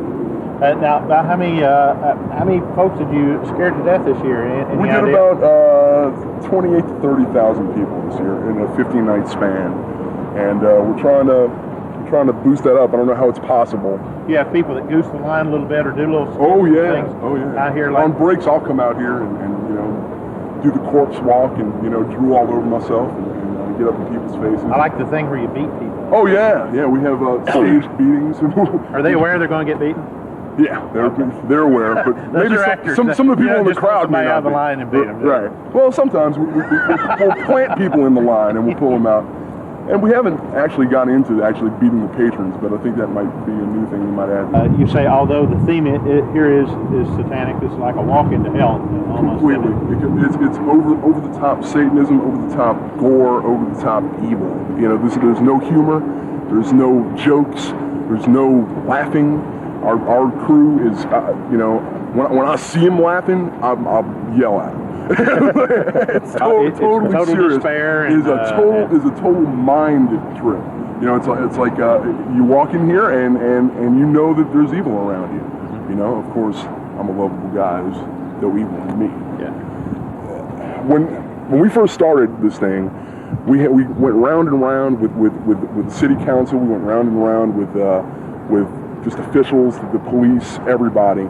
And I mean, they actually thought we were raising money for the Church of Satan. They actually thought that we were affiliated with, you know, Anton LaVey's Church of Satan, and that we were trying to steal all their children's souls and everybody that came in here. They threw salt and holy water on our props. They tried to put us out of business. They tried to take us out of the whole situation by coming up with different regulations that applied to everyone, but really it just kind of applied to us. Type thing, and we went through it round and round a couple of years ago, and it came down to a debate, and just the public outcry was immense, and I don't think they wanted to mess with it. I guess they figured give us enough rope and we'd hang ourselves, but you know. Which I think they've done. Yeah, we've actually hung a few people in there. But I mean, you know, we have people come in we have people that come to New Orleans to see the House of Shock, especially from Europe. We have them come from all over the country. We had people drive down from Washington State, which is about a 3-day ride. Ohio, New York, just all over. They come to see us. And for a haunted house that's not in a theme park or anything like that, I think that's, you know. Well, let me ask you one more quick thing. We get out of the sun. I understand you're a member of some sort of organization, association of people who actually put on the IAHA? Yeah. Man, those guys are great. Aren't those they guys great? are wonderful, man. I never knew that to tell you the truth, I went to the thing in Chicago, the trade show and all that, and the seminars they had, and I had no idea. Getting into this thing that there were so many people that do the same exact thing that we've dreamt about doing all People our come up lives. with the same problems you've come up against. All the problems are the same. We all have the same concerns, the fire regulations, security issues. Everybody's got the same problems, and I just had no idea that there was a group of people that shared the headache that we've been going through for the past 7 years and the next 7 years to come. The fire marshal has been the only man in all of city government here that was behind us all the way, and I say that with sincerity because he really was behind us. There's some good ones out there. Well, Ross, we're going to take a look inside, and thanks for the words. Let's go inside and see the House of Shock. Move forward! Push the person in front of you! Move forward! Step forward!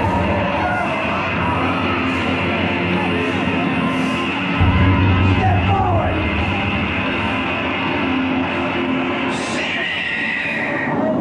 We're gonna strip you butt naked and light you with diesel fuel. Move forward!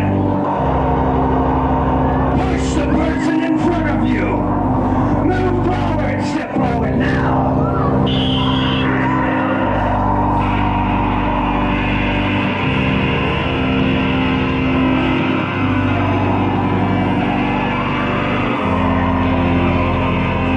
You should have never brought your baby girl here.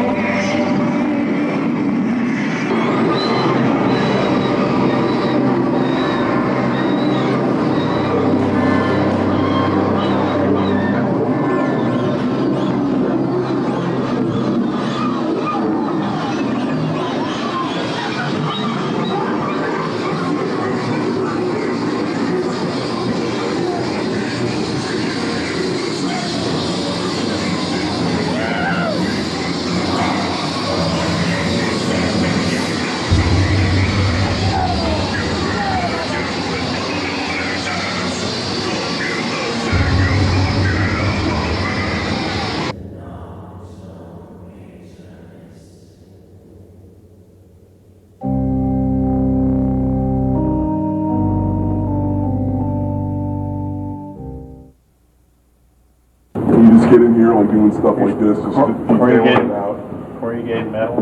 Yeah, just whatever you find, we do dumpster dives all the time. And in here, we kind of have like a hit type character or whatever, you know, he dresses up and maybe somewhere down here. I don't know where he is, but he had like some skull fur, and he put like foam underneath it, made it like all painted up and all red and gory like, and he'd like take bites out of it and like hold it up. From a prop builder? Here was, we had a guy who would jump out of here and he was tied into that beam. Yeah. And swing out over your head over here. I remember and he that. would swing out on either side of the house. And then on top of this house, you had another guy that was tied into this beam. Oh, that's the one I remember. The one, I didn't remember the one on this over here. You jump out over here, fly out over your head, it comes to about right here. Yeah. And this year we had Mr. Purchase, and now we had Yeah. and we had a live actor in this coffin, and he really did the makeup well and played the part very well. Influenced mainly by the movie Children Shouldn't Play with Dead Things. We base our themes around movies that, you know, that nobody, children should play with dead things, Deranged, Evil Dead, which has, you know, become more popular now. You can't go wrong with Texas Chainsaw Massacre. I mean, it's amazing, you know, and movies like that, and you know, we totally are disgusted by Jason and Freddy, and that's basically why we got into this thing, was because, you know, you go to Sheriff Bodie's haunted house or whatever, and they got some guy dancing to Michael Jackson's Thriller, and it was, you know, skull mask, or like, you know, this is supposed to be scary or something. Different, the cemeteries are here, everything's above ground. Those water tanks. Yeah, we're a big bowl here, so everything's built above ground. So this is just like a sampling of some of the tombs. And it looks great. It looks great in the dark. Oh yeah, certainly. Like the typical New Orleans thing, people leaving stuff on the steps and everything. We usually don't. They don't have blood.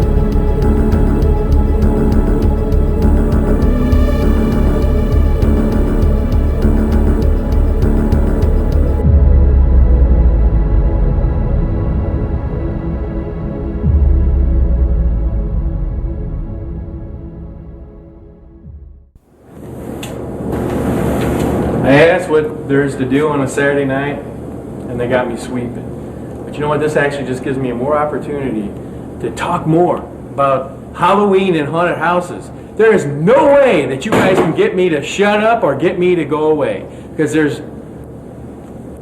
What the heck?